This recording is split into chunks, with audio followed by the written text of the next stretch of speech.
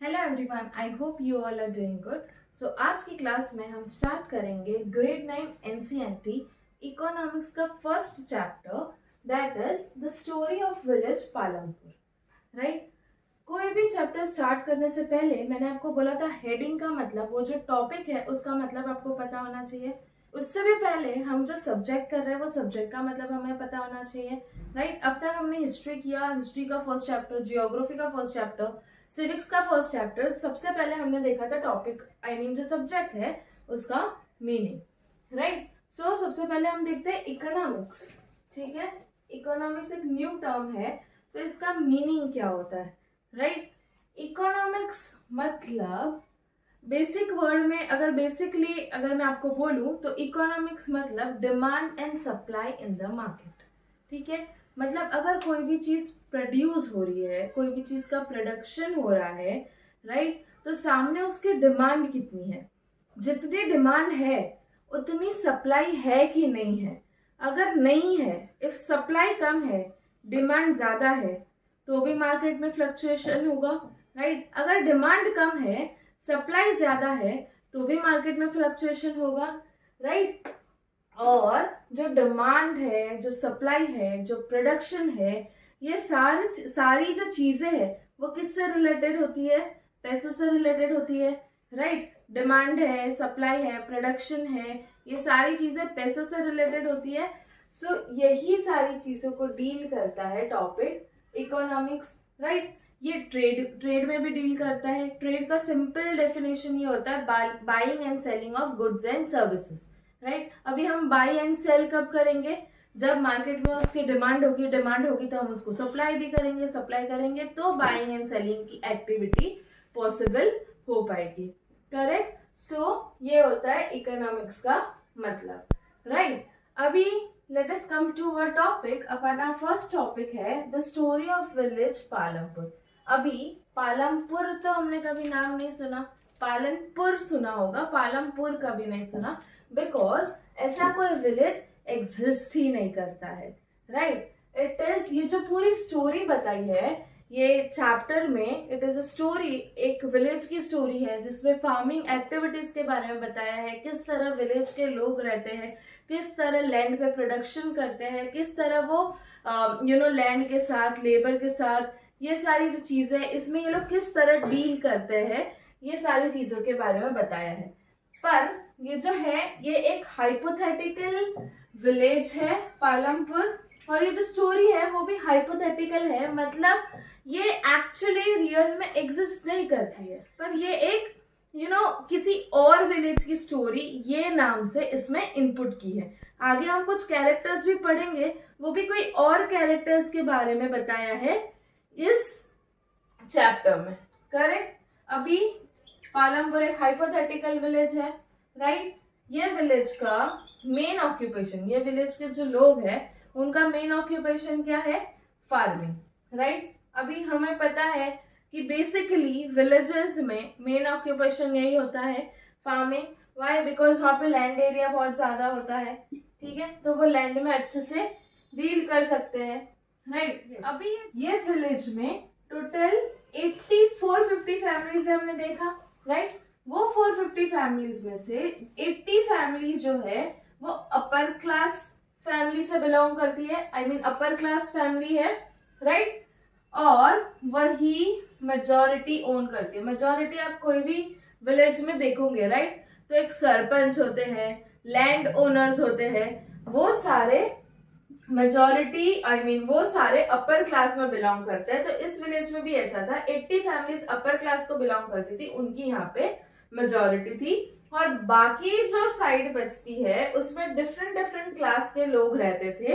Right, इस पूरे में से 450 फैमिलीज में से 1/3, 450 फैमिली में से 1/3 एरिया, आई मीन ये सपोज एक विलेज है तो इसका एक छोटा सा कॉर्नर, 1/3 एक छोटा सा कॉर्नर दलित्स लोग का था। आई मीन वो पूरे कॉर्नर में सारे दलित्स, जो शेड्यूल कास्ट हम बोलते हैं, वो लोग, वो फैमिली वहां पे रहती थी। 1/3 पॉपुलेशन, वेरी स्मॉल कॉर्नर्स। और वो आप इमेजिन कर सकते हैं इतने बड़े विलेज में से उनका खाली 1/3 का पार्ट था, तो उनके हाउस भी कैसे होंगे। जो ओनर्स थे, जो अपर क्लास फैमिली से बिलोंग करते थे, वो लोगों से तो बहुत ही ज्यादा छोटे हाउस थे इनके, छोटे हाउस, रॉ हाउस बोल सकते हैं, उस तरह के घर यहाँ पर थे, राइट। अभी ये विलेज में काफी अच्छी फैसिलिटीज भी प्रोवाइड की गई थी, जैसे कि ये विलेज में इलेक्ट्रिसिटी अवेलेबल थी, राइट। बच्चों की पढ़ाई के लिए प्राइमरी सेकेंडरी स्कूल अवेलेबल थी, गवर्नमेंट स्कूल, प्राइवेट स्कूल दोनों ही अवेलेबल थी। सेम हॉस्पिटल्स भी अवेलेबल थी, private hospital, government hospital, small dispensaries, clinic, सब कुछ यहाँ पे अवेलेबल था, राइट। सो ये एक छोटा सा ओवरव्यू था पालमपुर विलेज का कि ये विलेज में क्या क्या चीजें है, राइट। आई मीन ये विलेज कैसा है। तो ये विलेज एक हाइपोथेटिकल विलेज है जो रियल लाइफ में एग्जिस्ट नहीं करता है, राइट। और इसकी मेन ऑक्यूपेशन क्या थी, फार्मिंग मेन ऑक्यूपेशन थी। विलेज में टोटल कितनी फैमिलीज रहती थी, ऑब्जेक्टिव वन लाइनर में आ सकता है, 450 फैमिलीज रहती थी। 450 में से 80 अपर क्लास की फैमिली रहती थी, जो पूरा मेजोरिटी कवर करता था।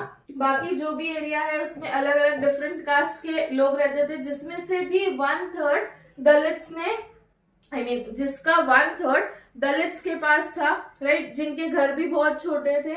और ये विलेज, एक और पॉइंट यहाँ पे है कि ये विलेज जो है ये अपनी नेबरिंग विलेजेस के साथ बहुत अच्छे से कनेक्ट है। बहुत अच्छे से कनेक्ट है मतलब कि ये विलेज से, एक विलेज से दूसरे विलेज जाने के लिए जो ट्रांसपोर्टेशन फैसिलिटी होती है, ठीक है, वो भी बहुत अच्छा था, right. There was a proper road transportation to travel from one village to another. पास के विलेज कौन से थे, एक थे राजगंज और दूसरा था शाहपुर। बहुत ही अच्छा कनेक्शन और बहुत ही अच्छा रिलेशन थे दोनों विलेजेस के बीच में। तो हम अवेलेबिलिटी में एक और यहाँ ऐड कर सकते हैं, that is transportation, proper transportation, right. So availability में अभी हमारे पास क्या हो गया, 4 चीजें हो गई, transportation, electricity, hospitals and schools, correct. Okay, so our next topic is organisation of production, right. हमने अभी देखा कि प्रोड्यूस क्या करेंगे, कैसे करेंगे, वो सारी चीजें हम देखेंगे, राइट। सो प्रोडक्शन, पर प्रोडक्शन किस चीज का, so production of goods and services. अभी प्रोडक्शन उसी चीज का होता है जिसकी डिमांड होती है, राइट। सो इसीलिए मैंने लिखा है production of goods and services we want. जो चीज का डिमांड होगा उसी चीज को हम प्रोड्यूस करेंगे, नहीं करेंगे कुछ भलता ही प्रोड्यूस करेंगे तो वो वेस्ट हो जाएगा, ठीक है। अभी जो प्रोडक्शन है, ये प्रोडक्शन के 4 फैक्टर्स है, ठीक है। इसको आप ऑर्गेनाइजेशन ऑफ प्रोडक्शन क्वेश्चन आ सकता है, या फैक्टर्स ऑफ प्रोडक्शन भी आपके क्वेश्चन में आ सकता है। Organisation of production, factors of production is one and the same, right. कौन से 4 फैक्टर्स है प्रोडक्शन के, तो land, labour, physical capital and human capital, ठीक है। हमने इसके बारे में बेसिक थोड़ा तो हमें पता ही, आइडिया लग ही जाता है नाम सुन के, लैंड क्या होता है, लेबर क्या होता है, कैपिटल क्या होता है। बट मैंने यहाँ पे लिखा है फिजिकल कैपिटल, तो वो क्या होता है, ह्यूमन कैपिटल क्या होता है, बेसिक पता है। पर एक बार फिर हम वापस इस चैप्टर से रिलेटेड क्या है वो देख लेते हैं, ठीक है। लैंड, कुछ भी, कोई भी, कैसा भी प्रोडक्शन करने के लिए, कोई भी चीज प्रोड्यूस करने के लिए हमें सबसे ज्यादा इंपॉर्टेंट क्या होती है, लैंड होती है, राइट। कुछ भी कर लो, कुछ भी कर लो, land is utmost importance, right.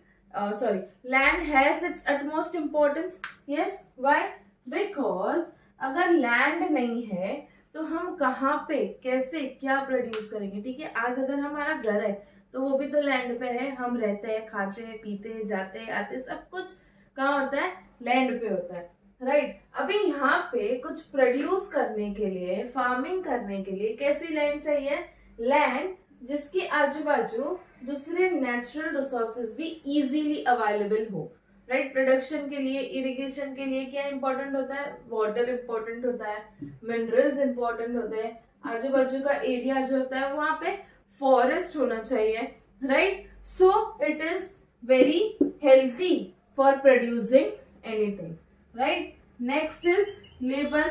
कोई भी काम करना है तो उसके लिए हमें लेबर तो रिक्वायर्ड होंगे, लेबर की जरूरत होगी, राइट। अभी लेबर में भी टाइप्स हैं। कितने टाइप्स है? 4 टाइप्स है। Skilled labours, unskilled labour, educated labour, uneducated labour. ये सारे जो चीज हम प्रोड्यूस कर रहे हैं, क्या प्रोड्यूस कर रहे हैं, उसकी रिक्वायरमेंट पे डिपेंड करता है। अब स्किल्ड लेबर क्या होते हैं? जिसके पास कोई एक चीज की पर्टिकुलर स्किल होती है। जैसे आर्टिस्ट है तो आर्ट पेंटिंग करना वो उसकी स्किल है, राइट। उसका एजुकेशन से रिलेशन नहीं है। बच्चे कंफ्यूज हो जाते हैं स्किल और एजुकेटेड एजुकेशन के बीच में। स्किल्ड जो होता है उसके पास उसकी खुद की एक पर्सनल स्किल होती है जिसमें वो बहुत अच्छा कर सकता है, राइट। एग्जाम्पल ले लो कि कोई एक पेंटिंग बनानी है, ठीक है। पेंटिंग बनाने के लिए एक साइड हमने आर्टिस्ट रखा जो उसमें मास्टर है, और एक साइड कोई भी एक नॉर्मल सा बंदा, ठीक है। किसकी पेंटिंग अच्छी बनेगी? जो प्रॉपर आर्टिस्ट है। क्यों? क्योंकि उसकी स्किल्स उसमें है, उसके पास उसकी आर्टिस्टिक स्किल्स है, इसीलिए, राइट। तो स्किल वो, अब उसके लिए उसका एजुकेशन क्या है उससे हमें फर्क नहीं पड़ता। हमें तो पेंटिंग चाहिए, है ना, तो पेंटिंग तो वो अच्छी हमें बना के दे देगा। अनस्किल्ड लेबर मतलब जो छोटे मोटे काम करने होते हैं जिसमें कोई स्किल रिक्वायर नहीं होती, कोई एजुकेशन रिक्वायर नहीं होती। यहाँ से चीज उठा के यहाँ रखना, यहाँ से उठा के वहां रखना, एक जगह से दूसरी जगह पे पहुंचा देना, ये सारी चीजें होती है अनस्किल्ड लेबर की। एजुकेटेड लेबर, एजुकेशन से तो हमें पता चलता है कि जहां पे जैसे कि कोई इंजीनियर हो गया, राइट, कोई सॉफ्टवेयर इंजीनियर, कोई सॉफ्टवेयर डेवलप करना है या कोई साइट पे जाना है तो वहां पे इंजीनियर्स की रिक्वायरमेंट पड़ती है। अनएजुकेटेड अगेन जो पढ़े लिखे नहीं है पर वो फिजिकल एक्टिविटी, फिजिकल काम कर लेते हैं, right. So uneducated, this are the 4 categories of labours. Next is physical capital. Physical capital तो हमें पता है, capital is what? Asset, right. Physical capital क्या होता है? Required at every single stage. Physical capital को 2 पार्ट में डिवाइड किया है। एक है फिक्स्ड कैपिटल और दूसरा है वर्किंग कैपिटल। फिक्स्ड कैपिटल नाम से ही पता चलता है ऐसे कैपिटल्स जो एक जगह पे लाए तो वो वहां पे रूटेड हो जाते हैं। मतलब जैसे कि टूल्स है, मशीनरी है। मशीनरी आप बड़े बड़े कंपनी में अगर कुछ प्रोड्यूस कर रहे हो या बड़े कोई एक प्रोजेक्ट पे वर्क कर रहे हो, अगर आप मशीनरी लेके आते हो तो उसको आप every now and then you can not move it from here and there, right. वो एक जगह पे लाया, वहां पे उसको फिक्स कर दिया जाता है, right. So they are the assets for us, ठीक है। टूल्स है, मशीनरीज है, बिल्डिंग्स है, ये सारे फिक्स असेट में आते हैं। फ्यूचर में जब अकाउंटेंसी पढ़ोगे तो ये सारा आप उसमें भी पढ़ोगे, right. Working capital, working capital वो होते हैं जो रेगुलर बेसिस पे, डेली बेसिस पे काम आते हैं।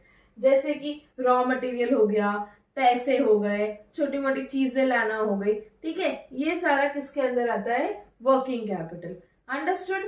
फिजिकल कैपिटल की 2 कैटेगरीज, फिक्स्ड कैपिटल और वर्किंग कैपिटल। फिक्स्ड कैपिटल जो एकदम रूटेड होता है, फिक्स्ड होता है, और वर्किंग कैपिटल जो डेली बेसिस में एज पर द रिक्वायरमेंट हम लेते हैं, ठीक है। Last is human capital. अभी there is a difference between human capital and labour. Labour में भी तो ह्यूमंस है पर they are doing completely physical work, you can say, right. Human capital क्या होता है? वो अपनी नॉलेज से खेल लेता है, right. It includes knowledge and enterprise. जैसे कोई सेल्स पर्सन है, he is guiding the other people, right. उसके अंदर एक लीडर है, उसके अंदर टीम, उसके टीम में 15 जन है, 15 जन को खाली डायरेक्शन बताने का काम कर रहा है, तो आएगा ह्यूमन कैपिटल में। हमारे पास लेबर तो बहुत सारे पर लेबर को डायरेक्शन देने वाला कोई नहीं है। लेबर का प्रॉपर लेबर के रिक्वायरमेंट्स क्या है, क्या नहीं है, किस तरह से वो काम कर रहे हैं, उन पे वॉच रखने के लिए कोई नहीं है। तो उसके लिए हम जिन्हें अपॉइंट करते हैं वो होगा ह्यूमन कैपिटल, जिसका फिजिकल, वो मतलब उसकी कोई फिजिकल एक्टिविटी नहीं होगी, वो खाली अपना ब्रेन यूज करेगा, अपनी नॉलेज को यूज करेगा, लोगों को डायरेक्ट करेगा, ठीक है। आई होप यू ऑल अंडरस्टूड लिया। तो इसमें हमने पढ़ा क्या कि अगर क्वेश्चन आता है ऑर्गेनाइजेशन ऑफ प्रोडक्शन या फैक्टर्स ऑफ प्रोडक्शन, तो हमारे पास 4 फैक्टर्स ऑफ प्रोडक्शन है, लैंड, लेबर, फिजिकल कैपिटल और ह्यूमन कैपिटल। लैंड ऐसी जगह होनी चाहिए जिसके आजू बाजू नेचुरल रिसोर्सेज इजीली अवेलेबल हो जाते हैं। लेबर के अंदर वापस 4 टाइप्स ऑफ लेबर होते हैं, स्किल्ड, अनस्किल्ड, एजुकेटेड, अनएजुकेटेड। उसके बाद का टॉपिक है फिजिकल कैपिटल। फिजिकल कैपिटल भी 2 पार्ट में डिवाइडेड है, एक है फिक्स कैपिटल, एक है वर्किंग कैपिटल। फिक्स कैपिटल मतलब जो चीजें एक बार लाई वो वहीं पे रूटेड हो जाती है, रूट हो जाती है। और वर्किंग कैपिटल वो होते हैं जो डेली बेसिस पे एज पर द रिक्वायरमेंट हम लाते हैं। और human capital it is completely knowledge based. I hope it is clear. चलिए, सो ये हमने पढ़ा introduction of the village Palampur. और जो फर्स्ट टॉपिक है ये चैप्टर का ऑर्गेनाइजेशन ऑफ प्रोडक्शन, ये हमने पढ़ा आज के वीडियो में। कल की वीडियो में हम इसके आगे के टॉपिक्स को कंटिन्यू करेंगे, तब तक आप ये टॉपिक को रिवाइज करिएगा। और अगर आपको कोई भी डाउट होता है तो आप नीचे कमेंट सेक्शन में अपने डाउट्स पूछ सकते हैं। I will try my best to clear all your doubts. So yes, अगर आपको मेरे वीडियोस अच्छे लग रहे हो, हेल्पफुल लग रहे हो, so keep liking, keep sharing and channel को सब्सक्राइब करना मत भूलिएगा। नोटिफिकेशन के लिए please click the bell icon. And yes, one more thing, मेरे इंस्टाग्राम पेज को भी फॉलो करना मत भूलिएगा। Thank you so much for